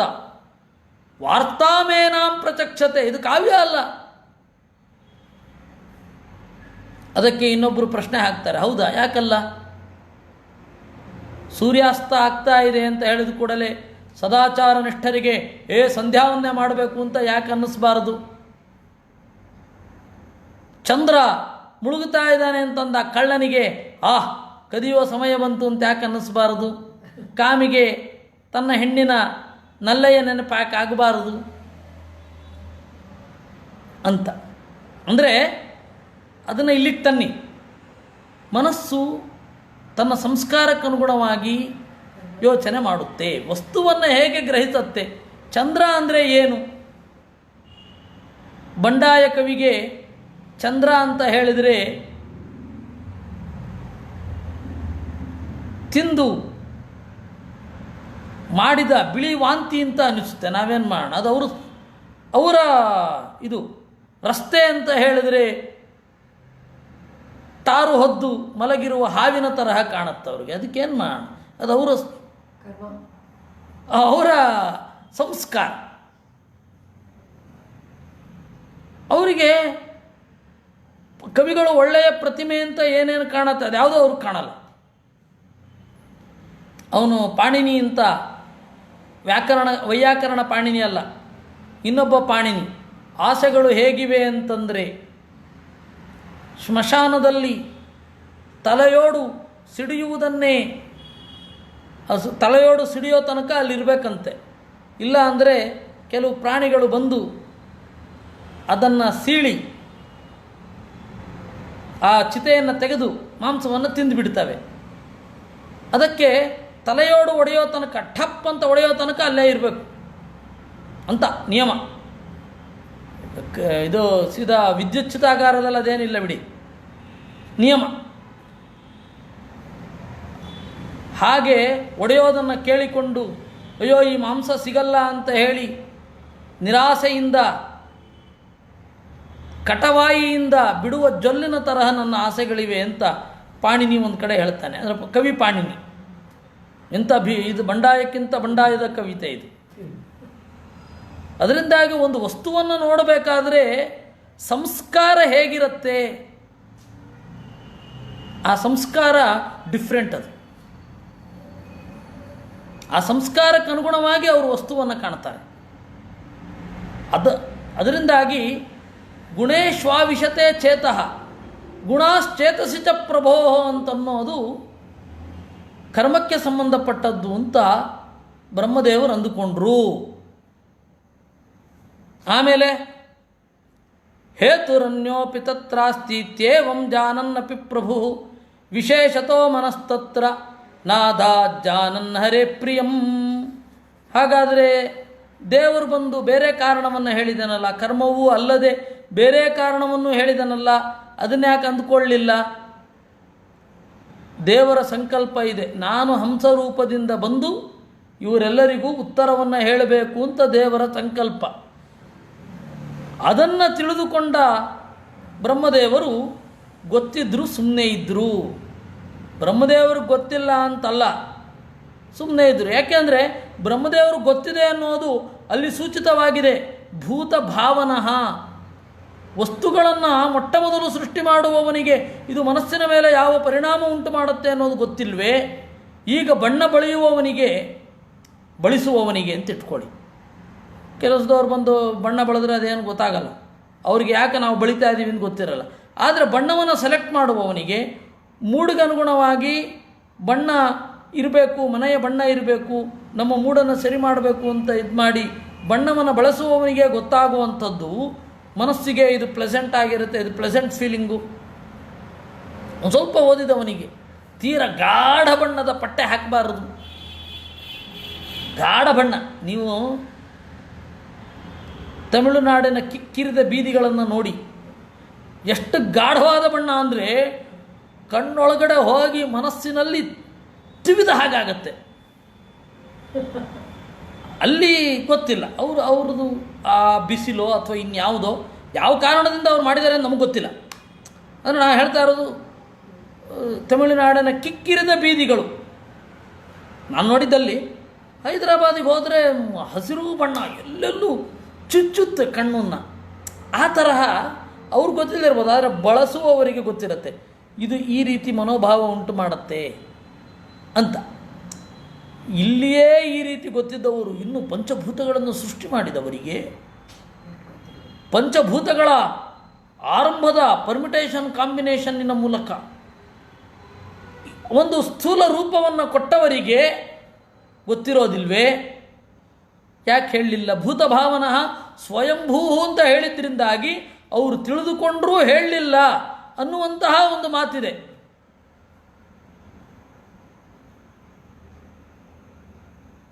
ಅದಕ್ಕೆ ಮಧ್ವಾಚಾರ್ಯರು ಆ ನಾಮಗಳನ್ನು ನೆನಪಿಸುತ್ತಾ ವ್ಯಾಖ್ಯಾನ ಮಾಡಿದರು. ಜಾನನ್ ಹರೇಹೇ ಪ್ರಿಯಂ, ದೇವರ ಸಂಕಲ್ಪ, ಅದನ್ನು ತಿಳಿದುಕೊಂಡು ಅವರು ಮುಂದುವರೆದರು. ಸ್ವಾತ್ಮನ ಪರಿಹಾರೋಕ್ತಿ ತದಾನೈವ ಹರೇ ಪ್ರಿಯ, ನನಗೆ ಗೊತ್ತಿದ್ದರೂ ನಾನು ಹೇಳಬಾರದು. ಯಾಕೆ ಅಂದರೆ ಇದು ದೇವರ ಮನಸ್ಸಿಗೆ ಬಂದಿಲ್ಲ. ಆದ್ದರಿಂದ ಸ್ವಯಂಭೂ ಅಲ್ವಾ, ಅಂತಹ ಅಪ್ಪನ ಮಗ ಗೊತ್ತಾಯಿತು. ಹಿರಣ್ಯಗರ್ಭ ಗೊತ್ತಾಯಿತು, ತಮ್ಮ ಒಳಗಡೆ ಇರುವ ದೇವರ ಇಂಚಿಂಚು ಅನುಭವ ಅವರಿಗಿದೆ. ಅದರಿಂದಾಗಿ ಸುಮ್ಮನೆ ಇದ್ದರು. ಅತಸ್ಸ ತತ್ಪ್ರಿಯಂ ಜಾನನ್ ನಾಕರೋತ್ತದ್ವಿಚಾರಣಾಂ, ಅದರಿಂದಾಗಿ ಅದು ಗೊತ್ತಿದ್ದರೂ ಕೂಡ ಅದರ ಬಗ್ಗೆ ವಿಚಾರವನ್ನೂ ಮಾಡಲಿಲ್ಲ. ತಮೇವ ಚಿಂತಯದ್ದೇವ ಪ್ರಶ್ನ ನಿರ್ಣಯ ಕಾರಣಾತ್, ತಮೇವ ಅಚಿಂತಯತ್, ದೇವರನ್ನೇ ಚಿಂತನೆ ಮಾಡಿದ್ದಂತೆ ದೇವರು ಬರಲಿ ಅಂತ. ಹಾಗಂತ ಹೇಳಿ ಬ್ರಹ್ಮದೇವರಿಗೆ ಅಜ್ಞಾನವೋ ಗೊಂದಲವೋ ಬರೋದೇ ಇಲ್ಲ ಅಂತ ಅಂದುಕೊಳ್ಬೇಡಿ. ಬರಬಹುದು.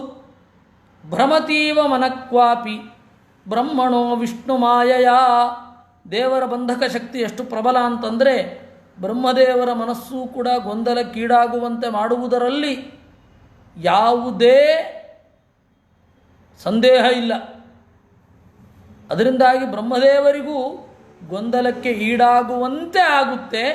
ಆದರೆ ಯಾವಾಗಲೂ ಆಗತ್ತೆ ಅಂತ ಇಲ್ಲ. ಪುರಾಣಗಳು ಹೇಳೋದರ ಹಿನ್ನೆಲೆ ಮುನ್ನೆಲೆಗಳನ್ನು ನೋಡಬೇಕು ನೀವು.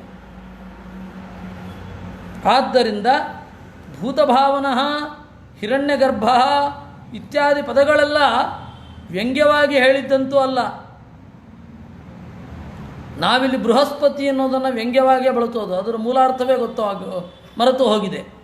ಒಂದು ದೊಡ್ಡ ಬೃಹಸ್ಪತಿ ಬಿಡು ಮಾರಾಯ, ವ್ಯಂಗ್ಯವಾಗಿಯೇ ಬಳಸೋದು. ಆದರೆ ಪುರಾಣ ಬ್ರಹ್ಮದೇವರ ಬಗ್ಗೆ, ದೇವತೆಗಳ ಬಗ್ಗೆ ಹೇಳಬೇಕಾದ್ರೆ ಹಾಗೆ ವ್ಯಂಗ್ಯವಾಗಿ ಬಳಸೋಲ್ಲ. ಹಾಗೇನು ಕಾರಣವೂ ಇಲ್ಲ. ಆದ್ದರಿಂದ ಇದು ವ್ಯಂಗ್ಯ ಅಲ್ಲ. ಯಾಕೆ ಹಾಗೆ ದೇವರ ಶಕ್ತಿಯ ಬಗ್ಗೆ ಡೌಟು ಇಟ್ಕೊಳ್ಬೇಡಿ, ಮಾಡಬಹುದು. ಈ ಸಂದರ್ಭದಲ್ಲಿ ಹಾಗಾಗಿಲ್ಲ ಅಷ್ಟೆ. ಹಾಗಾಗಿದ್ದ ಸಂದರ್ಭವನ್ನು ಹೇಳಿದ್ರು. ಇದರಲ್ಲಿ 3ನೇ ಸ್ಕಂದ ಭಾಗವತದಲ್ಲಿ ಹೌದು ಗೊತ್ತಾಗಲಿಲ್ಲ, ಇಷ್ಟು ಸಂದರ್ಭದಲ್ಲಿ ಬ್ರಹ್ಮದೇವರಿಗೆ ಅಜ್ಞಾನ ಇರುತ್ತೆ, ಇಷ್ಟು ಸಂದರ್ಭದಲ್ಲಿ ಭೀತಿ ಇರುತ್ತೆ ಎಲ್ಲ ಹೇಳಿದ್ರು.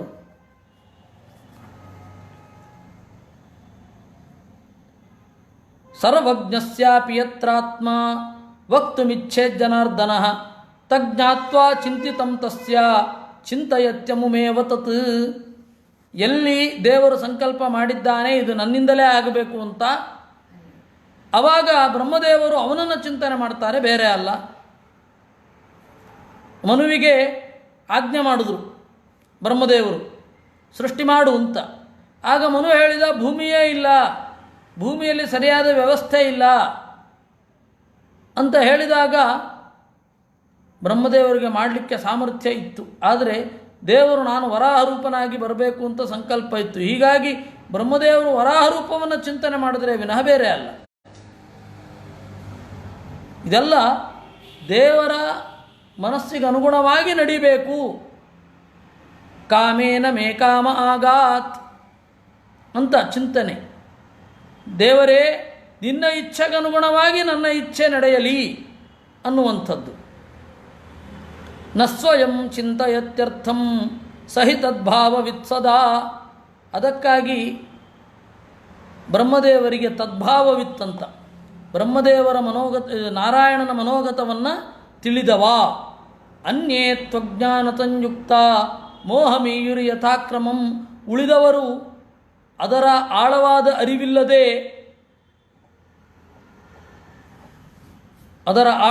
ಅರಿವಿಲ್ಲದೆ ಕೆಲವೊಮ್ಮೆ ಮೋಹಕ್ಕೆ ಒಳಗಾದದ್ದು ಉಂಟು. ತಸ್ಯ ಮಧ್ಯಂದಿನೇ ಸೂರ್ಯೇ ಕ್ಷೋಭವತ್ ಕ್ಷೋಭ ಮಾತ್ರಕಂ. ಬ್ರಹ್ಮದೇವರಿಗೆ ಹೇಗೆ ಅಂತ ಹೇಳಿದರೆ, ಒಂದು ವೇಳೆ ಕ್ಷೋಭ ಬಂದರೂ ಕೂಡ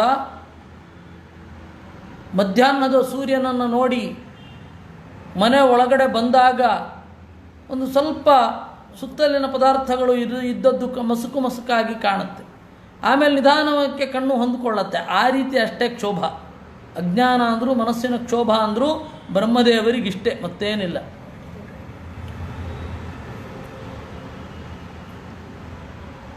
ನೈವಾಜ್ಞಾನಂ ಯಥಾ ಸೂರ್ಯೇ ತಮೋ ನಾಸ್ತಿ ಕದಾಚನ. ಆದರೆ ಅಜ್ಞಾನ ಇಲ್ಲ. ಇದು ಭಾವವಿವೇಕ ಅಂತನ್ನುವ ಗ್ರಂಥದಲ್ಲಿ ಇದೆ. ಅದರಿಂದಾಗಿ ನಾವು ಅದರ ಇತಿಮಿತಿಯನ್ನು ಅರ್ಥ ಮಾಡಿಕೊಳ್ಬೇಕು. ತಸ್ಯಾಹಂ ಹಂಸರೂಪೇಣ ಸಮೀಪಂ ಅಗಮಂ ತದಾ. ಆಗ ನಾನು ಹಂಸರೂಪದಿಂದ ತೆರಳಿದೆ. ಹಂಸ ರೂಪ ಅಂತ ಹೇಳಿದಾಗ ಎರಡೂ ತರಹದ ಚಿಂತನೆ ಇದೆ, ಎರಡೂ ತರಹದ ಶಿಲ್ಪಗಳೂ ಇವೆ. ಶಿಲ್ಪವೂ ಎರಡು ತರಹ ಇದೆ. ಹಂಸ ಅಂತ ಹೇಳಿದಾಗ ಸನ್ಯಾಸಿ, ಬೆಳ್ಳಗಿನ ಸನ್ಯಾಸಿ, ಆವೇಶವನ್ನು ತಳೆದು ಬಂದ ಅಂತ ಹೇಳಿ ಹಂಸರೂಪವನ್ನು ಹೇಳುತ್ತಾರೆ. ಇನ್ನೊಂದು ಹಂಸ ಪಕ್ಷಿಯ ರೂಪ. ಎರಡೂ ಇದೆ. ಇಲ್ಲಿ ಶಿಲ್ಪಶಾಸ್ತ್ರದಲ್ಲಿ ಎರಡೂ ಇದೆ, ಇಲ್ಲಿ ಯಾವುದು ಅಂತಿಲ್ಲ. ಬ್ರಹ್ಮದೇವರು ಪಾದಾಭಿವಂದನವನ್ನು ಮಾಡಿದ್ರು ಅಂತುಂಟು, ಅದು ಎರಡು ಕಡೆ ಸಾವಕಾಶ. ಹಕ್ಕಿಯ ಕಾಲುಗಳಿಗೂ ನಮಸ್ಕಾರ ಮಾಡ್ಬೋದು, ಏನು ಅಡ್ಡಿಯಿಲ್ಲ, ಏನು ಅಡ್ಡಿಯಿಲ್ಲ. ಹೀಗೆ ಇರೋದಿದು. ಆ ಕಾರಣದಿಂದ ಹಂಸರೂಪದಿಂದ ಬಂದೆ. ಬಹಳ ಪ್ರಾಚೀನ ಪ್ರತಿಮೆ ಹೊಂದಿದೆ, ಅವನು ಹಂಸರೂಪದಲ್ಲಿ ಬಂದಿರೋದು. ನನಗೆ ಅದು ಮೊದಲು ಗೊತ್ತಾಗಲಿಲ್ಲ. ಒಂದು ಹಂಸ ಉಂಟು. ಇದು ನಾನು ಚೆನ್ನೈನಲ್ಲಿ ಒಬ್ಬರು ಒಳ್ಳೆಯ ಸಂಪ್ರದಾಯದಲ್ಲಿ ಬಂದವರು, ಅವರ ಮನೆಯಲ್ಲಿ ಹಂಸರೂಪದ ಪ್ರತಿಮೆ ಇದೆ. ಹಂಸವೇ. ಇದು ದೇವರು ಮಾಮೂಲಿ ಅಲಂಕಾರಕ್ಕೆ ಇಡೋದು ಅಂತ ಅನ್ಕೋಬಾರದು ಅಂತ ಹೇಳಿ ಅದರ ಬೆನ್ನಿನ ಮೇಲೆ ಒಂದು ಸನ್ಯಾಸಿಯ ಚಿತ್ರ ಇದ್ದಾಗಿದೆ. ಅಂದರೆ ಸಾಂಪ್ರದಾಯಿಕರು ಎರಡೂ ತರಹ ಯೋಚನೆ ಮಾಡಿದ್ರು ಅಂತ ಅರ್ಥ. ಎರಡೂ ತರಹ ಯೋಚನೆ ಮಾಡಿದ್ರು.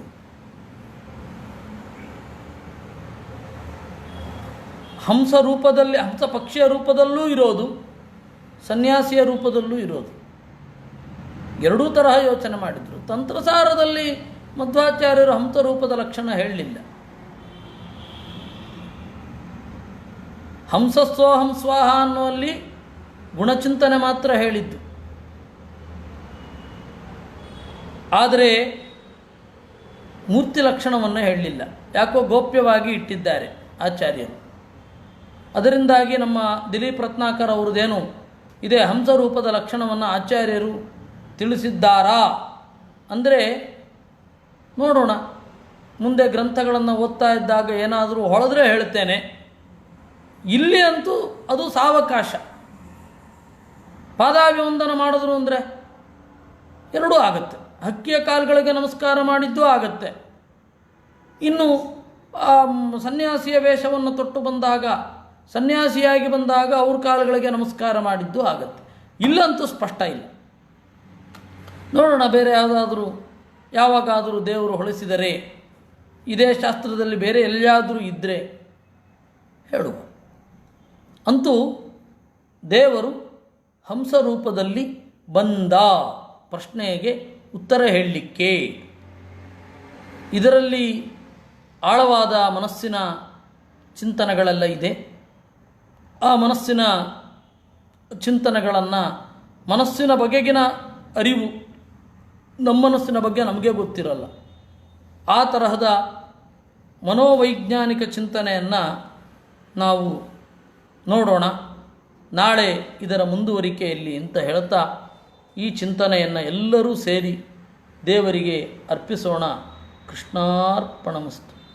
ಅನೇನ ಭಾವಿ ಯತ್ ಪುಣ್ಯಂ ತದಾಪ್ನೋತು ಪಿತಾಮಮ.